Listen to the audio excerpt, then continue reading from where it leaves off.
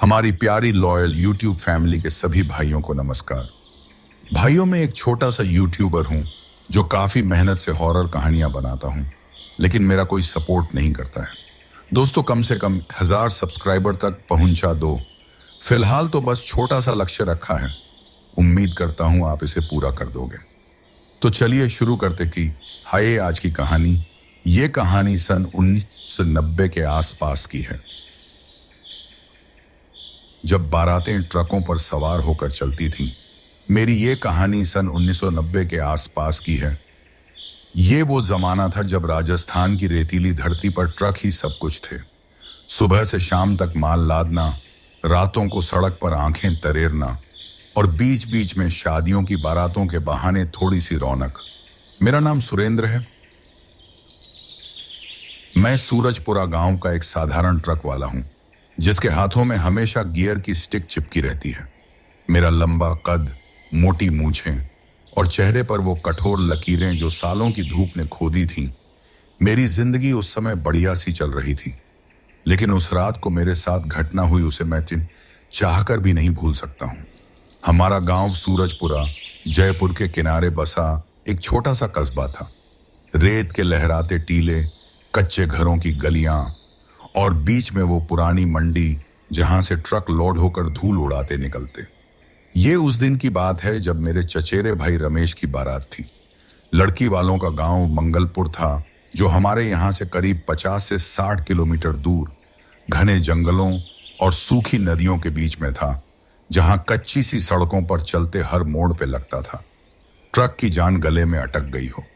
पहले बारातें सुबह के समय को निकला करती थी, क्योंकि हमारे बुजुर्गों का मानना था कि बारात का शुभ मुहूर्त सुबह का होता है। सुबह के टाइम हम बारात लेकर निकले।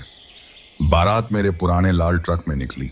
ट्रक का पीछे का डिब्बा बारातियों से ठसाठस भरा हुआ था। ढोल नगाड़े की थाप, मिठाइयों के चिपचिपे डिब्बे, बारातियों के सूटकेस और ऊपर से रंग बिरंगे झंडे जो हवा में लहरा रहे थे।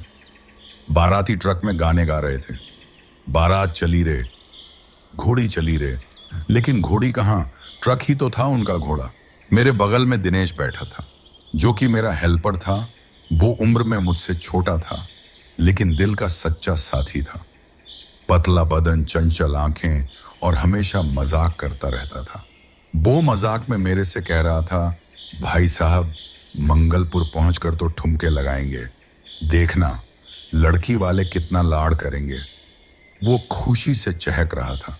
जब ट्रक गली से बाहर निकला, हम आराम से मंगलपुर के लिए कच्चे रास्तों से निकल कर जा रहे थे। हम रास्ते में रुकते रुकते जा रहे थे। कभी ढाबे पर चाय की चुस्की, कभी पुल पर सिगरेट का कश। बाराती उतरते, मजाक उड़ाते और ट्रक फिर दौड़ पड़ता। शाम ढलते ढलते मंगलपुर आ गया। गांव में हमारा स्वागत गर्मजोशी भरा हुआ था। मिट्टी के घरों पर रंगोली की लकीरें, ढोल की गूंज और हवा में घी मलाई की खुशबू।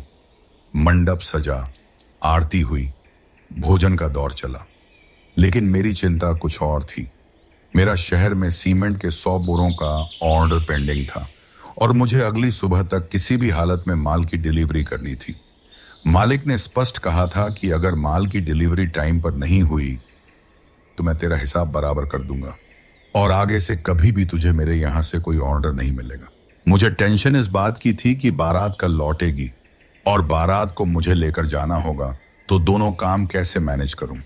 फिर मैंने सोचा कि माल की डिलीवरी कर ही आता हूं, सुबह तक यहां आ ही जाऊंगा।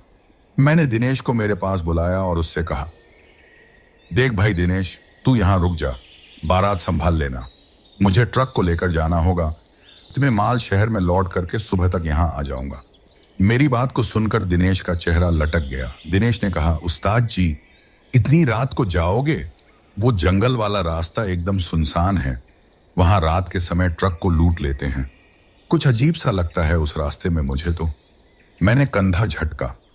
अरे यार, तू टेंशन ना ले, 2 घंटे की बात है, चिंता मत कर। मेरा दिल कहीं ना कहीं सिहर रहा था, लेकिन जिद ने दिमाग हाईजैक कर लिया। रात के 9 बज चुके थे। मैंने अपने चाचा जी को कहा, चाचा जी, मुझे माल की डिलीवरी करनी है। मुझे अभी शहर जाना होगा। मैं कल सुबह तक यहाँ आ जाऊंगा। बारात यहां से विदा दोपहर तक होगी, तब तक तो मैं आ ही जाऊंगा। चाचा जी ने भी मेरी मजबूरी समझते हुए मुझे विदा कर दिया, लेकिन मुझसे कहा कि सुरेंद्र, तू अकेले मत जा, दिनेश को भी साथ में ले जा, बारात हम संभाल लेंगे।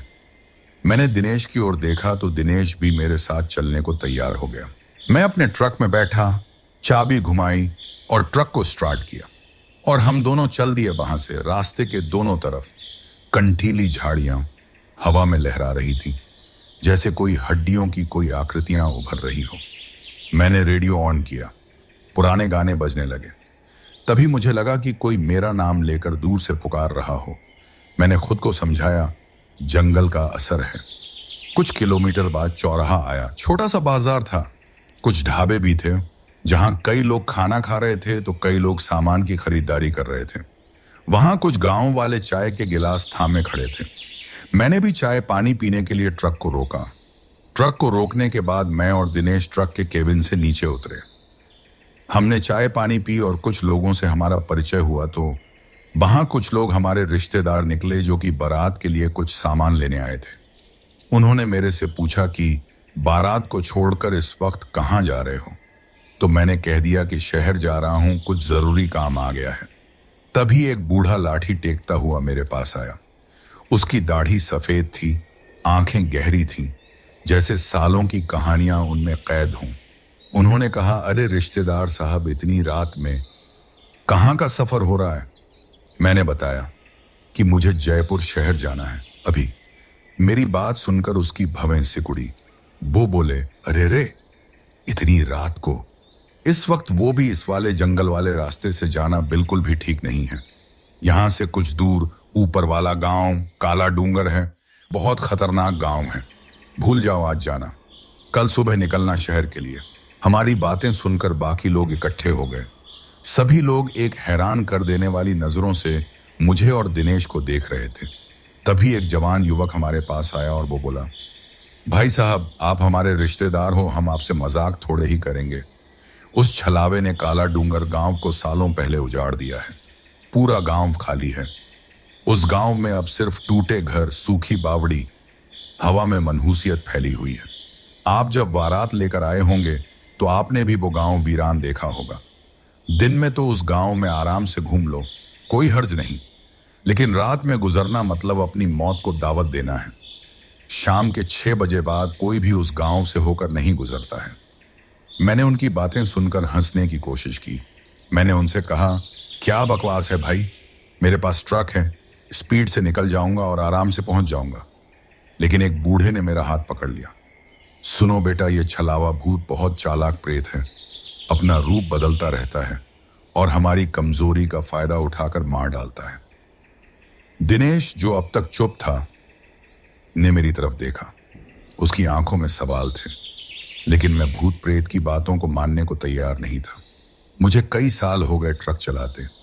मैंने अपनी कई रातें ट्रक में काटी थी, कई जंगल पार किए, कभी भूत प्रेत का नामो निशान नहीं सुना। भूत वूत कुछ नहीं होता यार, ये सब दिमाग का वहम है सब, मैंने कहा और ट्रक की ओर बढ़ा। मैंने दिनेश की ओर देखा तो दिनेश ने कंधे उचकाकर इशारा किया और कहा कि चलो भाई, मैं तैयार हूं। तभी भीड़ से एक बुजुर्ग निकले। उन्होंने लंबी धोती पहन रखी थी, सर पर पगड़ी सजी, चेहरा कठोर लेकिन आंखों में दर्द। वो थे रमेश के दादा ससुर जी, लड़की वाले खानदान के मुखिया, जिन्होंने बारात का स्वागत किया था। उन्होंने हमारे आगे हाथ जोड़ लिए और हाथ जोड़कर कहा, देखो नातेदार जी, आप मेरी बात पर यकीन नहीं करोगे, लेकिन मेरे साथ भी यह घटना बहुत पहले हो चुकी है। मैंने अपनी जान छलावे से बड़ी मुश्किल से बचाई थी। उस गांव में गलती से भी घुस मत जाना। काला डूंगर का रास्ता छोड़ो, ये पीछे वाला घुमावदार रोड लो, भले 2 घंटे ज्यादा लगे। उनकी आवाज में वो गहराई थी। उसे सुनकर तो मुझे ऐसा लग रहा था कि वाकई हमारे दादा ससुर जी उस छलावे के बारे में काफी अच्छी तरह से जानते हैं। हवा लगभग रुक गई, अब नहीं जैसे हमारी सुन रही हो। मैं रुक गया। क्या कह रहे हैं आप, बताइए ना, ये छलावा कौन होता है? जिज्ञासा में पूछा मैंने। तो दादा ससुर जी ने कहा, वो कोई साधारण भूत नहीं, चालाक है। वो अपना रूप बदलता है, कभी बकरे का रूप, कभी वो औरत का, कभी बच्चे का, वो तुम्हारा नाम लेकर पुकारता है या रास्ता दिखाने का बहाना बनाता। उस छलावे ने काला डूंगर पूरा गांव उजाड़ दिया उसने। एक एक घर खाली करवा दिया। वहां एक वावड़ी है, उस वावड़ी में कई सारे कंकाल मिले हैं। रात को अगर वो मिल गया तो आसानी से किसी भी इंसान को छोड़ता नहीं है। वो जिसके भी पीछे लगता है उसको धीरे धीरे कमजोर कर देता। वो छल्लावा उसे वही दिखाता जो आदमी देखना चाहता है। छलावा आदमी के दिमाग के साथ खेलता है। छलावा किसी को नहीं मारता बल्कि उस आदमी को कमजोर करके अपने आप मरने पर मजबूर कर देता है। पहले भी एक बारात यहां आई थी। उसमें से कई बाराती उस गांव में रात में होकर आ रहे थे। वे बाराती आज तक लौटे नहीं। दादा ससुर जी बातों को सुनकर दिनेश का चेहरा पीला पड़ गया। वो बोला, भाई मान लो इनकी बात, कल डिलीवरी कर देंगे। लेकिन मेरा दिमाग कह रहा था कि अगर कल डिलीवरी नहीं की तो मेरा लाखों का नुकसान हो जाएगा और सेठ जी आगे से कभी मुझे कोई काम भी नहीं देंगे। दादा ससुर जी की बातें मेरे दिमाग में घर कर गईं। एक मन तो कह रहा था कि इस गांव वाले रास्ते से चल ताकि माल की डिलीवरी समय पर हो सके। दूसरा मन कह रहा था दूसरा वाला जो रास्ता है, खैर वो काफी लंबा पड़ता, उससे चलूं। मैं सोच रहा था कि आगे बढ़ने को या पीछे हटने को। दादा ससुर जी की आंखों में वो पुराना डर चमक रहा था। मैं चुपचाप खड़ा था, ट्रक की चाबी घुमा रहा था, लेकिन मन में तूफान मचा हुआ। मेरा मन कह रहा था कि चल सुरेंद्र, ये सब वहम है, लेकिन दिल कहीं ना कहीं कांप रहा था। वो सिहरन जो रात के अंधेरे में हड्डियों तक उतर जाती है। गांव वाले चुपचाप हमें घूर रहे थे, जैसे कोई फैसला हो रहा हो जो सिर्फ हमारा नहीं बल्कि सबका था। हवा में ठंडक बढ़ गई और दूर कहीं कुत्ते की भौंकने की आवाज गूंजी, जैसे चेतावनी दे रही हो। तभी हमारे दादा ससुर जी बोले, देखो बेटा, अब अगर तुझे जाना है तो जाओ, लेकिन याद रखना वो छलावा भूत चालाक है। वो नाम पुकारेगा, रूप बदलेगा और तुझे धीरे धीरे फंसा लेगा। अगर कोई आवाज आए, चाहे तेरा नाम ले या रास्ता दिखाने का बहाना करे, तो तुरंत जवाब मत देना। बस इष्ट देव का नाम झप लेना, जैसे बार बार ओम हनुमते नमः जपना। और ट्रक को रास्ते में रोक मत देना, चाहे कुछ भी हो जाए। रास्ते में बिल्कुल भी पीछे मुड़कर कभी मत देखना, भले ही साया दिखे या हंसी सुनाई दे। साथी से बातें करते रहो, अकेले मत पड़ना। अगर तुझे कोई भी रास्ते में जानवर दिखे तो कुछ भी हो जाए उसकी आंखों में मत देखना। ये कर लिया तो वो तुझे छू भी ना सकेगा। अब तुम्हें यहां से रवाना होना चाहिए क्योंकि रात गहरी होती जा रही है, लेकिन सावधान रहना, रास्ता लंबा है। हम दोनों, मैं और दिनेश, ट्रक के अंदर बैठ गए। ट्रक के फाटक बंद किए, किए, लेकिन मेरा मन घबरा रहा था।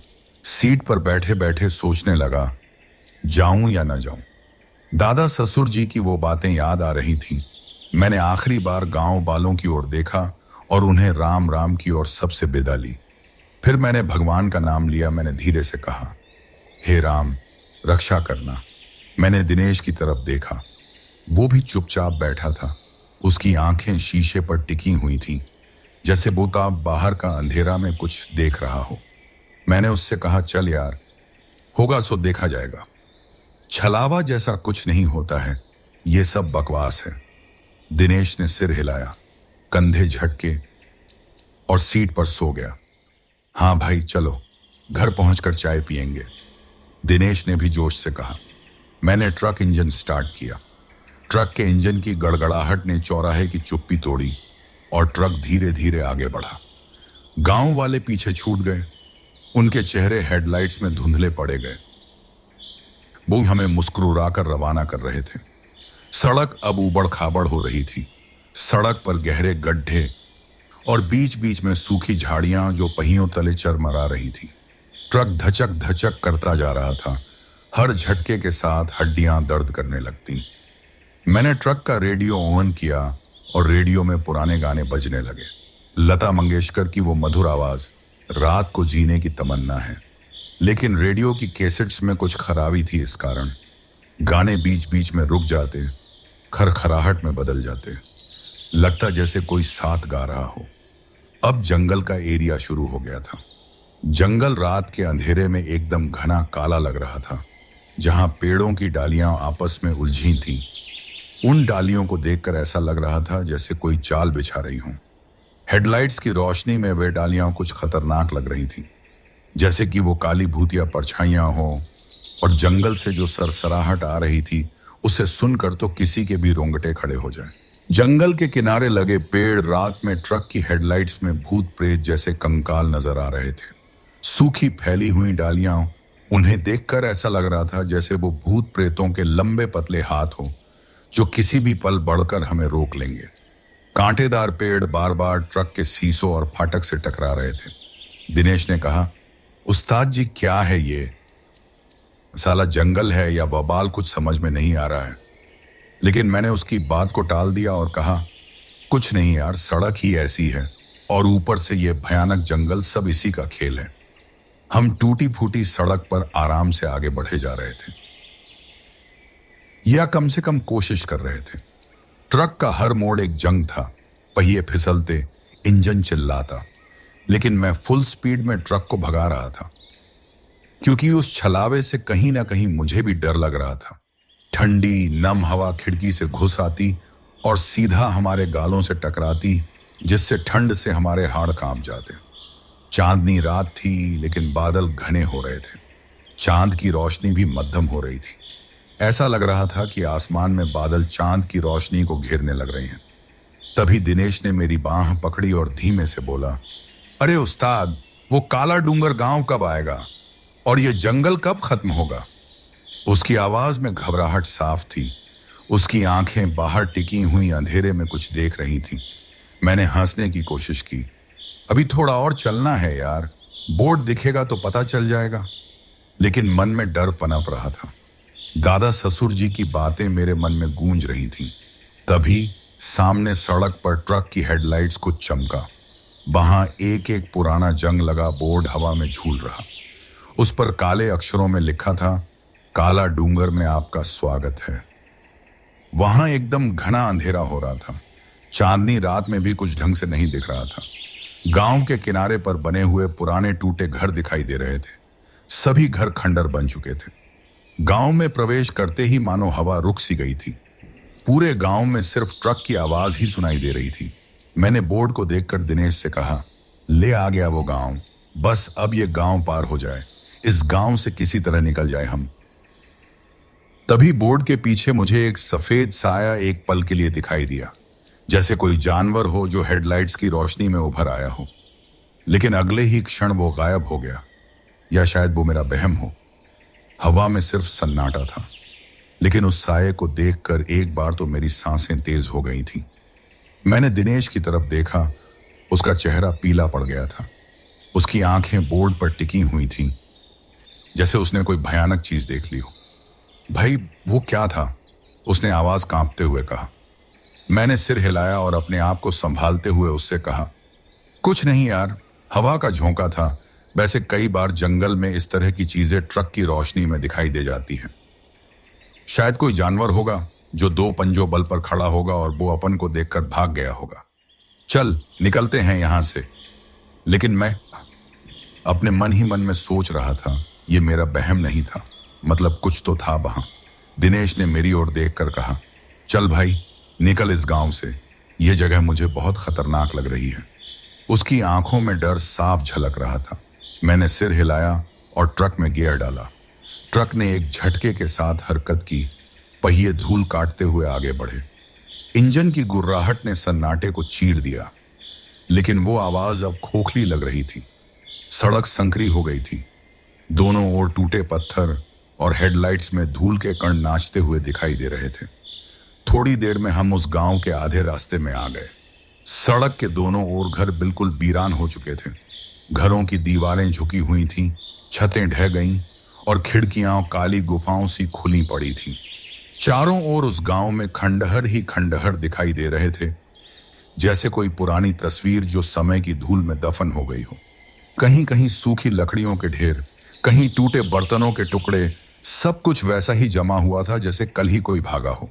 शायद हमारे दादा ससुर ने सही कहा था कि यह पूरा गांव अब उजाड़ हो चुका है। हवा में वो सनसनाहट थी। दूर कहीं एक कौवे ने कांव कांव किया। उस कौवे की आवाज गूंजती हुई मेरे कानों में आई। लेकिन मुझे नहीं लग रहा था कि छलावा की वजह से यह गांव उजाड़ हुआ होगा। मैं अपने मन में सोच रहा था कि शायद किसी बीमारी की वजह से भी यह गांव उजाड़ हो गया होगा। वो पुराने जमाने की महामारी जो गांव गांव घूमती, घर घर लाशें छोड़ जाती, या फिर सूखे की मार जब नदियां सूख जाती और लोग शहरों की ओर पलायन कर जाते। भूत प्रेत, अरे वो तो कहानियों की चीज है। सालों से सड़कों पर घूम रहा हूं, कई रातें इन खतरनाक जंगलों में काटी हैं, कभी ऐसा कुछ महसूस नहीं हुआ। मैंने ट्रक की स्पीड बढ़ाई क्योंकि कहीं ना कहीं डर तो लग ही रहा था मुझे। दिनेश चुप था, लेकिन उसके हाथ सीट पर कसे हुए थे। कुछ देर में ही हमने वो गांव पार कर लिया। सड़क थोड़ी चौड़ी हो गई, झाड़ियां पीछे छूटने लगीं। हेडलाइट्स की रोशनी में सड़क अब अच्छी तरह दिखाई दे रही थी और इंजन की आवाज में वो पुरानी रिदम लौट आई। दिनेश ने राहत की सांस ली, कंधे ढीले किए। देखो भाई, उस गांव से तो हम निकल आए। ये छलावा जैसा कुछ नहीं होता, बस दिमाग का वहम है। अब घर पहुंचकर सोएंगे, कल डिलीवरी हो जाएगी। वो हंसने की कोशिश कर रहा था, लेकिन हंसी में वो कड़वाहट थी जो डर के बाद आती है। मैंने सिर हिलाया, मुस्कुराने की कोशिश की। हाँ यार, बिल्कुल, बस थोड़ा और, सूरज पूरा आ जाएगा। रेडियो पर गाना फिर बजने लगा, ये रातें, ये जुनून। लेकिन अब वो गाना भी अजीब लग रहा था, जैसे शब्द गलत जगह पर आ रहे हों। तभी मैंने जो देखा, उसे देखकर मेरी रूह कांप गई। मेरे होश उड़ गए। ऐसा लगा जैसे कोई ठंडा हाथ दिल पर रख दिया हो। मेरी आंखें फैल गईं, मेरी सांस रुक सी गई। मैंने देखा कि सामने वही बोर्ड था जिस पर लिखा था, काला डूंगर गांव में आपका स्वागत है। हाँ, काला डूंगर का वाइपर तक वही बोर्ड ट्रक की हेडलाइट के उजाले में चमक रहा। उस पर लिखा हुआ था काले अक्षरों में, काला डूंगर में आपका स्वागत है। जंग लगी तख्ती हवा में झूलती हुई, बिल्कुल वैसी ही जिसे हम अभी अभी पार कर चुके थे। मैंने अपने मन ही मन में सोचा, लेकिन यह कैसे हो सकता है? हम तो इस गांव से अभी निकल कर आए। गांव पार हो गया था। मन में तेज दर्द भरी घंटी बजने लगी। मेरे हाथ कांपने लगे, गियर पर पकड़ ढीली पड़ गई। मैंने ब्रेक की ओर हाथ बढ़ाया, लेकिन पैर जम गए। ये क्या? मैं खुद से बुदबुदाया। मैं उस बोर्ड को देखकर चौंक गया। मेरा दिल तेजी से धक धक करने लगा। मेरे माथे आया हुआ पसीना ठंडा हो गया। दिनेश ने मेरी ओर देखा। उसका चेहरा सफेद हो गया था। वो कह रहा था, उस्ताद जी, कुछ गड़बड़ है यहाँ पर। ये तो वही बोर्ड है, हम कहाँ पहुंच गए? उसकी आवाज में डर था। उसकी आंखें बाहर टिकी थीं, जैसे कोई जवाब ढूंढ रही हूं। मैंने उसे देखा और मैंने जबरदस्ती मुस्कुराने की कोशिश की। मैंने उससे कहा, कुछ नहीं है, टेंशन ना ले तू। शायद हम घूमकर उसी रास्ते पर आ गए हैं। हम गलती से रास्ता भूलकर यहीं पर आ गए हैं। शायद अंधेरे में हमें बाहर का रास्ता दिखा नहीं होगा। लेकिन मुझे खुद को भी यकीन नहीं हो रहा था कि मैं रास्ता भूल चुका हूं। मन में दादा ससुर जी की बातें घूमने लगी। रूप बदलता रहता है, भ्रम पैदा करता है। मैंने ट्रक को आगे बढ़ाया, गियर बदला और स्पीड में ट्रक को भगाया। लेकिन जैसे ही गांव में घुसे, हमारी आंखों के सामने वही पहले वाले गांव के सीन आने लगे। टूटे फूटे घर, खंडहर, वीरान पड़ा हुआ गांव, बिल्कुल वैसा ही जैसे टाइम पीछे लौट गया हो। दीवारें झुकी, खिड़कियां काली और हवा में वही सनसनाहट। सड़क पर वही गड्ढे, वही पत्थर, सब कुछ दोहरा रहा था, जैसे किसी भूल भुलैया में फंस चुके हों। उस वीरान गांव को देखकर मेरा दिमाग हिल गया। मेरा सिर चकराने लगा, मेरी आंखें धुंधली पड़ने लगी। ये नहीं हो सकता है, मैं बुदबुदाया। मैंने ट्रक की स्पीड कम कर दी और गांव में इधर उधर देखने लगा। मुझे पूरा गांव वही के वही लग रहा था जो मैंने पहले देखा था। अचानक से मेरा ट्रक बीच गांव में खड़खड़ाता हुआ रुक गया। शायद इंजन के कार्बोरेटर में कचरा फंस गया था और ट्रक बंद हो गया। ट्रक की लाइट्स मध्यम पड़ गईं और मध्यम रोशनी में वो खंडर एकदम भूतिया दिखाई दे रहे थे। सन्नाटा ऐसा कि हमें हमारी सांसें सुनाई देने लगी। दिनेश चीखा, साला ये क्या हो रहा है हमारे साथ? ट्रक ट्रक रुक क्यों गया? उसका चेहरा घबराहट से सिकुड़ गया। उसने अपने हाथ मेरी बांह पर कस लिए। मैंने उसे देखा और उससे कहा, हिम्मत रख, घबरा मत, मैं हूं ना, कुछ नहीं होगा तुझे, और कुछ देर के लिए तू चुप रह, मुझे देखने दे, शायद इंजन के कार्बोरेटर में कचरा फंस गया होगा। लेकिन मेरा खुद का दिल जोरों पर धड़क रहा था। ट्रक का इंजन खामोश पड़ा था। बाहर का सन्नाटा अब इतना गहरा हो गया था कि हमारी सांसें भी गूंजने लगीं। मैंने ट्रक को चालू करने के लिए ट्रक के इंजन की चाबी घुमाई, लेकिन सिर्फ एक क्लिक की आवाज आई। ट्रक का इंजन स्टार्ट नहीं हुआ। मैंने फिर ट्रक को स्टार्ट करने की कोशिश की, लेकिन ट्रक फिर भी स्टार्ट नहीं हो रहा था। मैंने दिनेश की तरफ देखा। वो अभी भी मेरी बांह पकड़े हुए था। उसका चेहरा पीला पड़ गया था और वो सहमी हुई आंखों से बाहर की अंधेरी सड़क पर कुछ देख रहा था। भाई, ये जगह ये तो शमशान जैसी लग रही है, उसने धीमे से फुसफुसाकर कहा। उसकी आवाज में डर साफ झलक रहा था। मैंने जबरदस्ती हंसने की कोशिश की, लेकिन हंसी गले में अटक गई। अरे बस थोड़ी देर की बात है, ट्रक स्टार्ट हो जाएगा।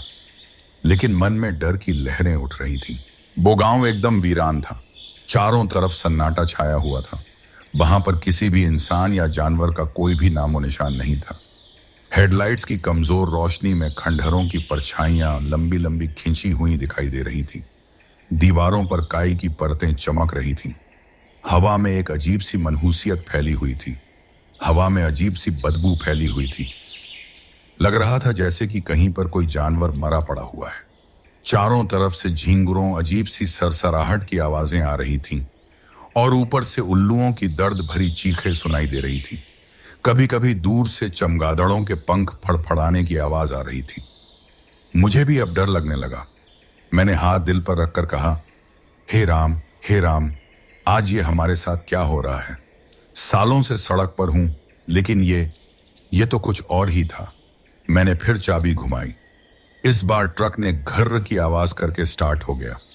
ट्रक के स्टार्ट होते ही मैंने राहत की सांस ली हो। ट्रक की हेडलाइट्स फिर जली और अंधेरे को चीरते हुए लाइट में सड़क साफ दिख रही थी। दिनेश ने तुरंत कहा, भाई ट्रक निकाल इस गांव से, मुझे कुछ ठीक नहीं लग रहा है। यह सन्नाटा लगता है हमें घूर रहा है। उसकी आवाज में वो घबराहट साफ नजर आ रही थी। मैंने सिर हिलाया, गियर डाला, फिर धीरे से एक्सीलरेटर दबाया। ट्रक ने झटका खाया और आगे बढ़ा। पहिए गड्ढों पर उछले, धूल उड़ी, लेकिन हम चल पड़े। हमारा ट्रक कुछ दूर ही चलाया होगा, शायद 100-200 मीटर। तभी हमारे ट्रक के सामने एक गाय आ गई। वो गाय दिखने में अजीब सी लग रही थी, बहुत बड़ी, काली चमड़ी वाली। लेकिन उसकी आंखें, उफ, वो आंखें बहुत बड़ी और लाल लाल थीं, जैसे जलती हुई कोयले की चिंगारियां उन आंखों में से निकल रही हो। सींग टेढ़े मेढ़े थे, पूंछ स्थिर, जैसे हवा में रुकी हुई। मैंने तुरंत ब्रेक मारा। ट्रक रगड़ खाते हुए रुक गया, लेकिन गाय बिल्कुल आगे खड़ी रही, हिलने का नाम भी न ले रही थी। हेडलाइट्स में उसकी छाया इतनी लंबी कि ट्रक को ढक रही थी। ये क्या है यार, मैंने बुदबुदाया। ठंड के दिनों में भी मेरे शरीर में पसीना आ गया। दिनेश बार बार कह रहा था, उस्ताद जी, ये गाय नहीं है, ये कुछ और है, चलिए यहां से, देखो ना उसकी आंखें, वो हमें घूर रही हैं। उसकी आवाज ऊंची हो गई, उसके हाथ कांप रहे थे। मैंने ट्रक को स्टार्ट करने की कोशिश की, चाबी घुमाई, लेकिन इंजन ने स्टार्ट होने का नाम न लिया। मैंने फिर चाबी घुमाई, लेकिन इस बार भी ट्रक स्टार्ट नहीं हुआ। मैंने गुस्से में कहा, अबे स्टार्ट हो जा। मेरे डर की अब कोई सीमा नहीं थी। मेरे रोंगटे खड़े हो रहे थे। तभी अचानक से दिनेश ने बोलना बंद कर दिया। वो चुप हो गया। वो अपनी आंखों से टकटकी लगाए गाय की लाल आंखों में देख रहा था, जैसे गाय ने उसे सम्मोहित कर लिया हो। उसका चेहरा स्थिर हो गया, उसकी सांसें धीमी हो गईं। वो टकटकी लगाए सिर्फ गाय को और देख रहा था। मैंने उसे झकझोर दिया और उसका कंधा पकड़कर हिलाया। दिनेश, क्या देख रहा है तू? बोलना। वो धीरे से मुड़ा, आंखें अजीब सी लग रही थीं। वो सा है, अजीब सी आवाज में बोला, छलावा। भाई वो छलावा है, वो हमें मार डालेगा। देख वो मुझे बुला रहा है। उसकी आवाज कहीं दूर से आ रही थी, जैसे कोई और बोल रहा हो। मैंने दिल थाम लिया। मैंने उससे चिल्लाते हुए कहा, अबे तू चुप हो जा, छलावा जैसा कुछ नहीं है। ये गाय है, नीचे उतर, जल्दी से गाय को हटाकर रास्ता साफ कर। लेकिन कहीं ना कहीं डर तो मुझे भी लग रहा था। मेरे शरीर में डर की एक गहरी सिहरन जो रीढ़ की हड्डी से उतर रही थी। डर से मेरा भी बुरा हाल हो रहा था। अचानक से दादा ससुर जी की बातें मेरे दिमाग में गूंजी। उन्होंने कहा था, वो किसी का भी रूप ले सकता है, उसकी आंखों में मत देखना, वो वही दिखाएगा जो तुम देखना चाहते हो। मैंने दिनेश से कहा, दिनेश कुछ भी हो जाए बस नीचे मत उतरना। फिर मैंने सामने देखा तो तभी मैंने देखा कि वो गाय वहां से गायब हो चुकी है। वो गाय बस एक पल में अचानक से गायब से हो गई। अब पूरी सड़क खाली थी, सिर्फ धूल के कण हवा में तैरते हुए दिखाई दे रहे थे। मैंने अपना हाथ माथे पर पटकते हुए खुद से कहा, अचानक से वो गाय कहां गई? लेकिन तभी ट्रक के पीछे से किसी जानवर की आवाज आई। वो आवाज एक गहरी गुर्राती हुई आवाज थी, जैसे कोई गुस्से में अपने दांत पीस रहा हो। मैं खिड़की से बाहर झुका और झांक कर पीछे की ओर देखा। तभी मैंने देखा कि ट्रक के ठीक पीछे एक सफेद गाय खड़ी थी। ये वही गाय थी जो कुछ देर पहले हमारे ट्रक के सामने खड़ी थी। तभी वो गाय हमारे देखते देखते ही धीरे धीरे काले भैंसे में बदल गई। उसकी चमड़ी काली पड़ गई, सींग मोटे हो गए और आंखें लाल चमकने लगीं। मैं मन ही मन में सोच रहा था, साला ये क्या बवाल है। वो भैंसा जोर से शेर की तरह दहाड़ा और ट्रक में पीछे से टक्कर मारने लगा। उस भैंसे ने पूरा ट्रक हिलाकर रख दिया। अब हमारे डर की कोई सीमा नहीं थी। मैं मन ही मन में कह रहा था, हे भगवान, आज बचा ले हमें। ट्रक की पिछली लाइट में उसकी परछाई लंबी दिख रही थी। मेरा दिल जोर जोर से धड़कने लगा। मैंने चिल्लाने की कोशिश की, लेकिन आवाज गले में अटक गई। मैं दिनेश की तरफ मुड़ा, लेकिन वो पास वाली सीट पर नहीं था। उस सीट पर सिर्फ उसका जैकेट पड़ा हुआ था। मैं मन ही मन में सोच रहा था, ये दिनेश कब उतरा नीचे? मैंने ट्रक में से ही जोर आवाज दी और दिनेश को पुकारा, दिनेश, अबे भाई दिनेश, दिनेश कहाँ है भाई तू? लेकिन बाहर सिर्फ एक खौफनाक सन्नाटा पसरा हुआ था। तभी मुझे एहसास हुआ कि ट्रक को किसी ने पीछे से टक्कर मारी हो। मैंने ट्रक के फाटक में से ही पीछे देखा तो भैंसा गुर्राते हुए जोर जोर से ट्रक को टक्कर मार रहा था। ट्रक की पिछली लाइट अभी भी चमक रही थी, लेकिन वो रोशनी अब कमजोर पड़ चुकी थी। उस खौफनाक भैंसे की गुर्राहट भी धीरे धीरे मध्यम हुई और अगले ही पल वो भी गायब हो चुका था। सड़क पर सिर्फ धूल के निशान बचे थे, जो हवा में उड़कर खंडहरों की दीवारों पर चिपक गए। मैं सांस थामे बैठा रहा। मेरी आंखें बाहर टिकी हुई थी। मैं सोच रहा था, क्या यह सब वहम था या सच में कुछ था जो ट्रक के चारों ओर घूम रहा था। मेरे दिल की धड़कनें इतनी तेज हो रही थी कि मानो ऐसा लग रही था कि मेरा दिल अभी उछलकर मेरे शरीर में से बाहर आ जाएगा।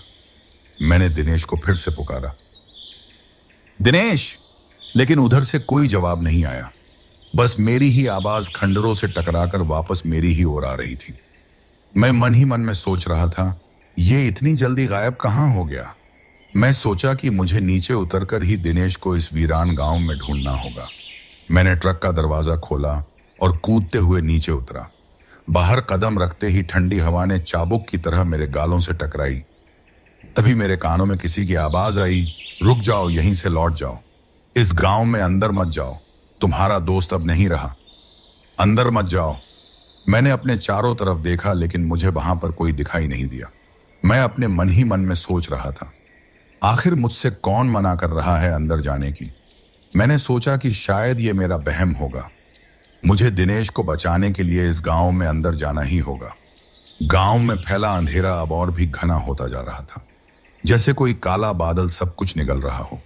चांद की रोशनी, जो पहले हल्की हल्की चमक रही थी, अब धुंधली पड़ती जा रही थी। चांद अब उन काले बादलों के पीछे छिप गया था। हेडलाइट्स की पीली चमक भी मध्यम पड़ रही थी। मुझे लगा कि ट्रक की बैटरी खत्म हो रही है और चारों ओर सिर्फ काले साए बिखरे दिखाई हुए दे रहे थे। खंडहरों की दीवारें ऊंची लग रही थीं। उस वीरान गांव में जानवरों की अजीब सी आवाजें आ रहा थीं और हवा में वो अजीब सी गंध बढ़ती जा रही थी। मैं इधर उधर दिनेश को आवाज देते हुए उसे गांव में ढूंढने लगा। दिनेश, कहाँ हो भाई? जवाब देना। मेरी आवाज गूंजती हुई दीवारों से टकराकर लौट आती। मेरी गूंजती हुई खौफनाक आवाज अब बहुत ज्यादा डरावनी लग रही थी। मैंने सड़क पर कदम रखा, तभी मुझे एक पत्थर से जोरदार ठोकर लगी। मेरी चीख निकल गई, लेकिन रुका नहीं। मैंने एक टूटे घर के पास रुका और उस घर के अंदर झांका, पर वो घर पूरा खाली था। वहां सिर्फ हवा की सनसनाहट की आवाज ही मुझे सुनाई दे रही थी। मैं फिर आगे बढ़ा। मैंने एक और खंडहर में दिनेश को देखा, पर वहां भी वही सन्नाटा पसरा हुआ था। मैंने दिनेश को गांव में कई जगह ढूंढा, लेकिन दिनेश का मुझे कोई भी नामो निशान नहीं मिला। लगता था जैसे गांव ने उसे निगल लिया हो। मैं उसे ढूंढते ढूंढते बहुत थक चुका था। मेरे पैर थकने लगे, सांसें उखड़ने लगी। मैं बुरी तरह हाँफ रहा था और मेरे शरीर पर बह रहा पसीना ठंडा होकर पीठ पर चिपक गया। और डर अब सिर्फ मन में नहीं बल्कि शरीर में उतर आया था। मैं आखिरकार थक कर एक विशाल बरगद के पेड़ के नीचे बैठ गया। वो पेड़ पुराना सा लग रहा था। उसकी जड़ें जमीन से उखड़ी, डालियां फैली जैसे कोई राक्षस की उंगलियां हों रात के अंधेरे में। वो पेड़ मुझे किसी हैवान से कम नहीं लग रहा था, और हवा में पत्तों की सरसराहट जो किसी फुसफुसाहट सी लग रही थी। मैंने अपनी पीठ को पेड़ के सहारे से टेका, आंखें बंद की, लेकिन मेरा मन शांत न हुआ। तभी मुझे अपने पास किसी के होने का एहसास हुआ। अजीब सिहरन महसूस हुई। मुझे लगा कि जैसे मेरे पीछे कोई करीब से सांस ले रहा हो, किसी की गर्म हवा मेरी गर्दन को छू रही हो। एक अजीब सी ठंडक मेरे शरीर में दौड़ गई। मैं धीरे से पीछे मुड़ा, लेकिन वहां पर कोई नहीं था। सिर्फ अंधेरा और पेड़ की छाया थी, जो कि अंधेरी रात में भूत जैसी लग रही थी। लेकिन मुझे ऐसा लगा कि कोई वहां पर मौजूद है। मैंने कांपते हुए कहा, कौन कौन है? सामने आओ मेरे। मेरी आवाज हलक में अटक रही थी, लेकिन जवाब में कुछ नहीं आया। मैं पेड़ के पास से उठा और पीछे हटकर मैंने इधर उधर देखा, लेकिन कुछ भी मुझे वहां पर दिखाई नहीं दिया। मेरे मन में डर की लहरें उठी। मुझे लगा कि जैसे मेरे साथ कोई खेल खेल रहा हो। तभी मुझे दिनेश की एक जोरदार चीख सुनाई दी। वो चीख इतनी भयानक थी कि मेरी रूह कांप गई। दिनेश आवाज पास वाली एक बावड़ी से आ रही थी। मेरा दिल धक से रह गया। बिना सोचे मैं जल्दी से उस बावड़ी के पास भागा। मेरे भागते भागते पैर फिसल रहे थे। नुकीले पत्थरों पर ठोकर लग रही थी, लेकिन मैं रुका नहीं। मेरी सांसें फूल गईं, लेकिन दिनेश की दर्द भरी चीख की गूंज मुझे अपनी ओर खींच रही थी। मैं दिनेश को किसी भी कीमत पर बचाना चाहता था। जब मैं बावड़ी के किनारे पर पहुंचा तो वो बावड़ी पुरानी और दलदली थी, जिसके चारों ओर घास उगी हुई थी और उसका पानी काला था। चांद की रोशनी में वो बावड़ी किसी मौत के कुएं से कम नहीं लग रही थी। उस हांफते हांफते मैं उस बावड़ी के पास में पहुंचा, और मैंने जब बावड़ी के अंदर झुककर देखा और मैंने जो दृश्य देखा, उसने मेरी तो रूह कांप गई। मैंने देखा कि बावड़ी के किनारे पर दिनेश की एक टांग कटी हुई पड़ी थी। उसकी टांग खून से सनी हुई, टेढ़ी मेढ़ी, जैसे किसी जानवर ने अपने नुकीले पंजों से काट कर अलग कर दी हो। उसकी टांग पर दांतों और नाखूनों के निशान थे। और तभी बावड़ी के अंदर से पानी में से मुझे किसी का एक हाथ दिखाई दिया। फिर दोबारा मुझे दिनेश की दर्दनाक चीख सुनाई दी। फिर मैंने देखा कि बावड़ी के काले पानी में एक भयानक दानव, जो दिखने में बहुत बड़ा, काला सा, जिसके लंबे दांत और लाल आंखें चमक रही थी, वो दिनेश को पानी में डुबा रहा था। उसकी भयानक हंसी पूरे वीरान पड़े गांव को चीर गई। वो हाथ किसी और का नहीं बल्कि दिनेश का था। तभी मैंने देखा कि उस दानव ने दिनेश को अपने हाथों से पानी से बाहर निकाला और दिनेश की दूसरी टांग से पकड़कर अंदर खींच रहा था। वो उसे काले पानी में अंदर लेकर जा रहा था। दिनेश का बदन आधा पानी में डूबा हुआ था। वो दर्द से चीख रहा था। वो सहमी हुई आवाज से कह रहा था, बचाओ मुझे सुरेंद्र भाई, ये मुझे मार डालेगा। उसकी आंखें डर से फैली हुई थी और चेहरा विकृत हो गया। वो दानव उसके शरीर को नोच रहा था। दिनेश पानी में दर्द से बुरी तरह तड़फ रहा था, और मैं चाहकर भी कुछ नहीं कर पा रहा था। मैं उसे बस मरते हुए किनारे से देख रहा था। उसके खून से बावड़ी का काला पानी भी लाल होता जा रहा था। दिनेश की खौफनाक चीखों ने गांव के सन्नाटे को दर्द भरी चीखों से दहला दिया।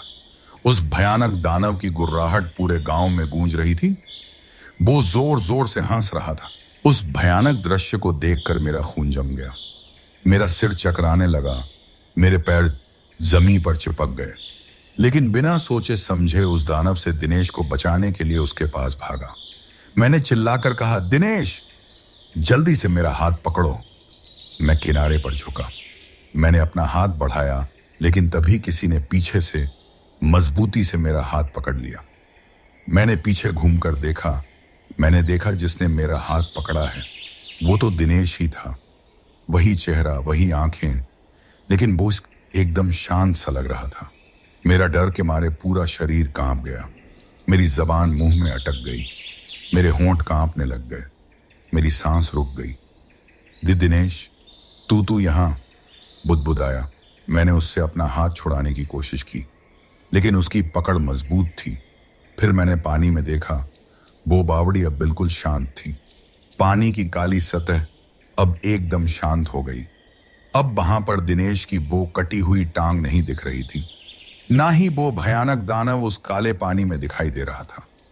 उस वावड़ी में अब सिर्फ अंधेरा ही दिखाई दे रहा था। गांव का माहौल एकदम से शांत हो गया। मैं अपने मन ही मन में सोचने लगा, वो टांग, दानव सब कहां गया? वहां सब कुछ एकदम से गायब हो गया। मैं सोचने लगा, अगर ये दिनेश है तो फिर वो पानी में कौन था? कौन चीख रहा था? कौन तड़प रहा था? मन में सवालों का तूफान था, लेकिन अभी मेरे पास उन सवालों का कोई जवाब न था। मैं दिनेश की ओर देख रहा था। उसका चेहरा अब सामान्य था, लेकिन उसकी आंखों में चिंता साफ नजर आ रही थी। वो बोला, उस्ताद जी, मरना है क्या आपको, जो इस दलदली बावड़ी में डूबने जा रहे थे? अगर आपने एक कदम और बढ़ाया होता तो उसकी आवाज काफी गंभीर हो गई थी। मैंने सिर झटका और दिनेश से अपना हाथ छुड़ाया। मैंने अपनी कांपती हुई आवाज में कहा, दिनेश छलावा, वो छलावा था। तू इतनी देर से कहां था भाई? तू अचानक से ट्रक में से कहां गायब हो गया था? मेरी सांसें अटक रही थी। मेरी छाती ऊपर नीचे हो रही। मेरा दिमाग काम नहीं कर रहा था। क्या करूं, क्या ना करूं? भागूं ट्रक की ओर, या फिर यह भी कहीं मेरा भ्रम तो नहीं है? मैं उस खौफनाक बावड़ी के किनारे खड़ा हुआ हाँफ रहा था। मेरे हाथ पैर कांप रहे थे। अचानक से वहां पर हवा तेज हो गई। तभी दिनेश ने मेरे से कहा, क्या सोच रहे हो उस्ताद जी? मैंने ना में सर हिलाकर कहा, कुछ नहीं। दिनेश ने मेरा कंधा थपथपाया, लेकिन उसका स्पर्श ठंडा था, बहुत ठंडा, जैसे कि उसने बर्फ मेरी गर्दन पर रख दी हो। उसने कहा, चलो भाई, ट्रक पर चलें, यहां से निकलना ही बेहतर है। लेकिन मेरे मन में शक की कीड़ा काटने लगा। मैं मन ही मन में सोचने लगा कि यह वाकई दिनेश है या कोई छलावा। बावड़ी के किनारे खड़ा मैं अभी भी कांप रहा था। मेरी सांसें उखड़ी हुई थी। मेरे हाथ पैर सुन्न हो रहे थे। दिनेश का स्पर्श मेरे कंधे पर अभी भी महसूस हो रहा था, जैसे बर्फ का ठंडा टुकड़ा हो। उसकी आंखों में वो चिंता थी, लेकिन अब वो चिंता मुझे शक की लाइन पर ले जा रही थी। क्या ये मेरा यार है या छलावे का कोई और खेल? मन में सवालों का जाल बुनता जा रहा था, लेकिन मेरे पास कोई जवाब कहीं ना था। हवा तेज हो गई थी। बावड़ी के पानी से उठती नमी गर्दन पर चिपक रही थी। चल चल ट्रक की ओर, मैंने खुद को संभालते हुए कहा। दिनेश ने सिर हिलाया, लेकिन उसके कदम मेरे पीछे धीमे पड़ रहे थे। हमने बावड़ी से बाहर की ओर निकल रहे थे। बावड़ी का काला पानी एकदम शांत नजर आ रहा था, लेकिन मुझे ऐसा लग रहा था जैसे नीचे से कोई हमें घूर रहा हो। मैं बुरी तरह हाँफ रहा था। छाती ऊपर नीचे हो रही, जैसे कोई भारी बोझ लादे दौड़ रहा हो। उस छलावे ने मेरे दिमाग के साथ खेल खेलना शुरू कर दिया था। पहले गाय, फिर भैंसा, फिर वो दानव। सब कुछ इतना वास्तविक था कि मैं किस पर यकीन करूं, किस पर नहीं, मेरी तो कुछ समझ में नहीं आ रहा था। मुझे हर साया एक धोखा लग रहा था। हर आवाज एक एक जाल लग रही थी, जो कि हमें फंसाने के लिए तैयार बैठी हो। दिनेश ने मेरे से पूछा, उस्ताद जी, आप एक बात बताओ कि आप उस बावड़ी में क्यों उतर रहे थे और आप ट्रक में से क्यों भागकर इधर उधर जा रहे थे? जब मैंने आपको रोका तो आप ये छलावा छलावा क्यों चिल्ला रहे थे? मैंने दिनेश से कहा, मैंने बावड़ी के अंदर से तेरी चीख सुनी थी। जब मैं बावड़ी के अंदर गया तो मैंने देखा, उसे देखकर मेरी रूह कांप उठी। वो दानव तुझे मार रहा था, तेरी टांग कटी हुई पड़ी थी, तू तड़प रहा था। मेरी आवाज कांप रही थी, मेरी आंखें उसके चेहरे पर टिकी। तभी अचानक से दिनेश उसी जगह पर रुक गया। उसने अपनी भवें सिकोड़ी। वो मेरे से बोला, भाई तुमने मेरी चीख सुनी, लेकिन मैं तो चीखा ही नहीं, मैं तो सिर्फ टॉयलेट करने के लिए नीचे उतरा था। इतने में देखा तुम भागे जा रहे हो बावड़ी की ओर। मैं भी डर गया और तुम्हारे पीछे पीछे आ गया। उसकी बातें सरल थीं, लेकिन मन में शक का कीड़ा काटने लगा। मां सोच रहा था, वो चीख किसकी थी? क्या यह भी छलावा है? उस वक्त मेरा दिमाग एकदम सुन्न हो चुका था।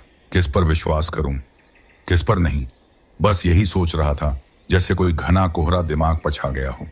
वो गांव का खौफनाक सन्नाटा और भी ज्यादा खौफनाक होता जा रहा था। उल्लुओं की अब करीब से आ रही थी। हवा में वो सड़ती मिट्टी की गंध घुल गई थी और चांद की धुंधली रोशनी खंडहरों पर पड़कर परछाइयां बना रही थी।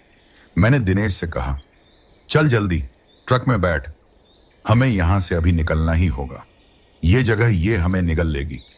मैं आगे आगे तेज कदमों के साथ सड़क पर पत्थरों को लात मारते चल रहा था। दिनेश पीछे पीछे चल रहा था। उसके कदमों की आवाज मेरे कान में गूंज रही थी। तभी मुझे कुछ देर बाद गांव के उस खौफनाक सन्नाटे को चीरती हुई मुझे किसी के पायलों की आवाज सुनाई दी। मैं अपने मन में सोच रहा था कि इस वक्त यहां कौन औरत हो सकती है, वो भी इस वीराने में, वो भी इतनी रात में, इस पहर, इस उजाड़ गांव में। वो आवाज मेरे पीछे से आ रही थी।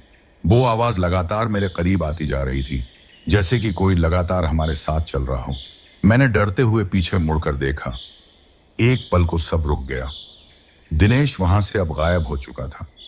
मेरे पीछे अब कोई नहीं था, सिर्फ अंधेरा और खाली सड़क थी, लेकिन पायलों की खनक कानों में चुभती हुई अभी भी गूंज रही थी।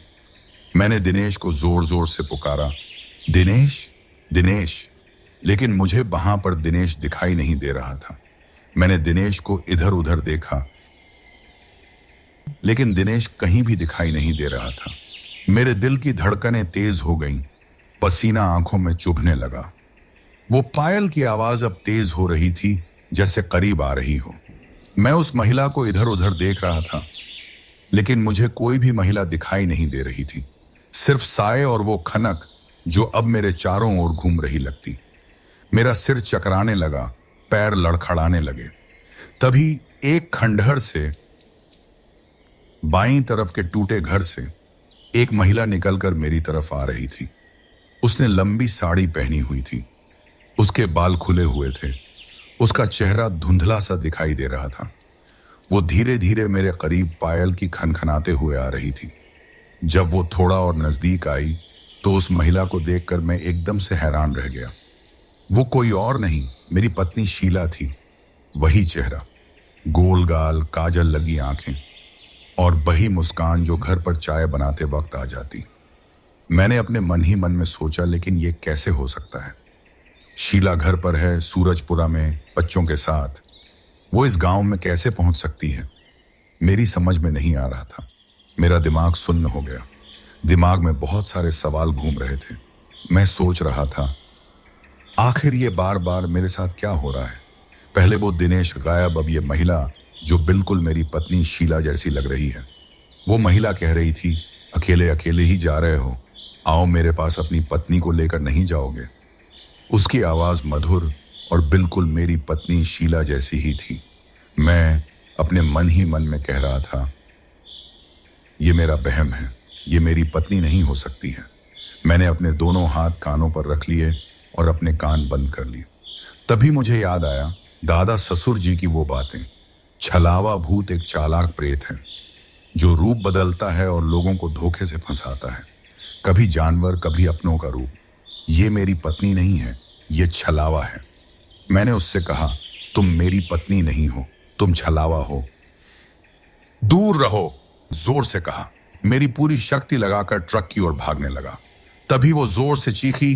वो चीख इतनी भयानक कि हड्डियां कांप गईं। वो मेरे से अजीब सी आवाज में बोली, अपने साथी को लेकर नहीं जाओगे? मैंने भागते हुए ही पीछे मुड़कर देखा और जो दिखा वो दिल दहला गया। उसने दिनेश को पकड़ रखा था। उसने दिनेश की गर्दन को अपने नुकीले हाथों से पकड़ रखा था। दिनेश मुझसे कह रहा था, मुझे बचा ले भाई, मैं मरना नहीं चाहता, ये मुझे मार डालेगी। उसकी आवाज टूट रही थी। हाथ मेरी ओर बढ़े। मेरा दिल पिघल गया। यार को ऐसे तड़पते देख मैं उसकी ओर आगे बढ़ा, लेकिन तभी मुझे ध्यान आया कि यह छलावा पहले भी मुझे दिनेश के नाम से धोखा दे चुका है। शायद ये दिनेश नहीं है, या फिर है। आखिर क्या हो रहा है मेरे साथ? मेरे मन में ये बात चल रही थी कि दिनेश को बचाऊं या अपनी जान बचाऊं। मैं दिनेश को बचाने के लिए उस तरफ जाने लगा। मेरे कदम कांप रहे थे। तभी मैंने देखा कि उस औरत का रूप अब पूरी तरह बदल चुका है। उसके शरीर से मांस टपक कर नीचे उतर रहा था। उसका लाल लाल खून रिसकर उसके शरीर से नीचे टपक रहा था। उसका मांस लग रहा था। देखते ही देखते चमड़ी फट गई, हड्डियां झांकने लगी। उसकी आंखें एकदम काली हो गईं और उन काली आंखों से कीड़े टपक रहे थे, बड़े बड़े रेंगते हुए चिपचिपे कीड़े। वो राक्षसी मुस्कान के साथ हंसी और एक झटके में दिनेश का सिर धड़ से अलग कर दिया। खून की धार फूटी। दिनेश का सिर लुढ़कता हुआ मेरे कदमों के पास में आकर गिर गया। उसकी आंखें अभी भी खुली हुई थीं। फिर वो दिनेश के चबर चबर की आवाज के साथ खाने लगी। वो बड़े चाव से नुकीले दांतों चबाते हुए खा रही थी। उसकी खून की बूंदें जमीन पर टपक रही थी। मैं दिनेश की हालत देखकर रोने लग गया। आंसू आंखों में भर आए, गला रूंध गया। नहीं दिनेश, नहीं, चीखा, लेकिन मेरी आवाज कमजोर हो गई। मैं रोते हुए कह रहा था, मेरा यार, मेरा साथी दिनेश, तू मुझे छोड़कर नहीं जा सकता। मैं अब दिनेश का कटा हुआ सिर देख रहा था। वो सिर मुझे पुकार रहा था। होंठ हिल रहे। भाई बचा ले, आ जा। मैं होश खोकर उसकी तरफ बढ़ते रहा था। पैर खुद चल पड़े, जैसे कोई चुंबक खींच रहा हो। मैं रोते हुए हाथ बढ़ाए उसकी तरफ आगे बढ़ रहा था। तभी फिर किसी ने मुझे पीछे से पकड़ा। उस्ताद जी, ये छलावा है, वो आपको उस गहरी खाई में ले जा रहा है, होश में आओ। वो आवाज परिचित सी लग रही थी। मैंने पीछे घूमकर देखा तो वो दिनेश था, जिसने मुझे कसकर पकड़ा हुआ था। फिर मुझे कुछ होश आया। मेरी आंखें मैंने साफ की। मैंने फिर ध्यान से देखा तो आगे एक गहरी खाई थी, गहरी, अंतहीन, पत्थरों से भरी, जहां गिरने का मतलब मौत। अब वो खंडहर और वो औरत वहां से गायब हो चुकी थी। दिनेश मेरे पीछे खड़ा था। उसका चेहरा चिंतित दिखाई दे रहा था। भाई क्या हो गया था? तुम खाई की ओर जा रहे थे। मैं पीछे हटा। मेरी सांसें तेज हो रही थी। क्या ये सब फिर से? मेरा मन चकरा गया। सच्चाई और भ्रम की रेखा मिट चुकी थी। ट्रक की रोशनी दूर चमक रही थी, लेकिन रास्ता अब कितना लंबा लग रहा था। खाई के किनारे खड़े मैं अभी भी कांप रहा था। अगर थोड़ी सी देर और हो जाती तो मेरे पैरों तले जमीन फिसलने को तैयार थी और मैं सीधा उस खाई में गिरता। उस खाई में शायद मेरी लाश भी किसी को नहीं मिलती। मेरी आंखें आंसुओं से धुंधली होती जा रही थी। दिनेश का हाथ मेरी बांह पर कसा हुआ था। उसकी उंगलियां ठंडी लेकिन मजबूत थी, जैसे वो कोई पुराना वादा निभा रहा हो। उस्ताद जी, होश में आओ, वो फिर फुसफुसाया। उसकी आवाज में वो चिंता थी जो सालों की दोस्ती से आती है। मैंने सिर झटका, अपने आप को संभाला। मेरे आगे वो मौत को दावत देती काली, अंतहीन, पत्थरों से भरी गहरी खाई थी। नीचे से ठंडी सिहरन उठ रही थी। दिनेश, तू तू कहां था? वो सब, वो शीला, वो कटा हुआ सिर। मेरे मुंह से शब्द टूटे टूटे निकल रहे थे। गला रूंध गया। मन में वो दृश्य घूम रहा था। मांस टपकता शरीर, कीड़े रेंगते आंखें, दिनेश का सिर लुढ़कता। लेकिन अब सब गायब हो चुका था। दिनेश ने कंधा थपथपाया, जबरदस्ती मुस्कुराने की कोशिश की। दिनेश ने चिल्लाकर कहा, भाई वो सब छलावा है और बार बार तुझे अपने साथ ले जा रहा है।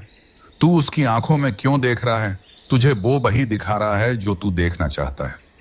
मैं तो ट्रक में ही बैठा था, पता नहीं तू यहां क्यों भाग कर आ रहा था। वो तो अच्छा हुआ मैंने ट्रक में से तुझे देख लिया जो तेरे पीछे भागकर यहां तक आ गया, वरना अब तक तुम इस गहरी खाई में गिर चुके होते। देख, ट्रक की लाइट्स चमक रही हैं। चल निकलते हैं यहां से, सुबह हो जाएगी, सब ठीक हो जाएगा।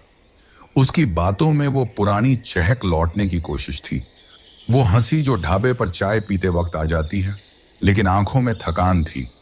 मैंने सिर हिलाया, लेकिन मन विश्वास न कर पा रहा था। मैंने भी दिनेश से कहा, हाँ चल, ये जगह हमें मार डालेगी, जल्दी से ट्रक में बैठ। हमने कदम बढ़ाए, धीरे धीरे सड़क पर। गांव का सन्नाटा अब चरम पर था। कुत्तों के रोने की आवाज अब तेज हो गई थी और हवा अचानक से रुक गई, लेकिन हर कदम पर लगता कि कोई साया हमारा पीछा कर रहा हो। मुझे बार बार किसी के सांस लेने की आवाज मेरे पीछे से आ रही थी, लेकिन मैंने अब मन में ठान लिया कि कुछ भी हो जाए मैं पीछे मुड़कर उसकी आंखों में नहीं देखूंगा। हम दोनों ट्रक के पास पहुंचे और ट्रक के फाटक खोलकर ट्रक में बैठ गए। मैंने ट्रक को स्टार्ट किया। ट्रक की आवाज ने गांव के सन्नाटे को चीरा। बैठ जा, मैंने दिनेश से कहा। वो सीट पर सर झुकाए बैठ गया। ट्रक आगे उस भयानक गांव की उबड़ खाबड़ पर तेज आवाज करता हुआ आगे बढ़ रहा था।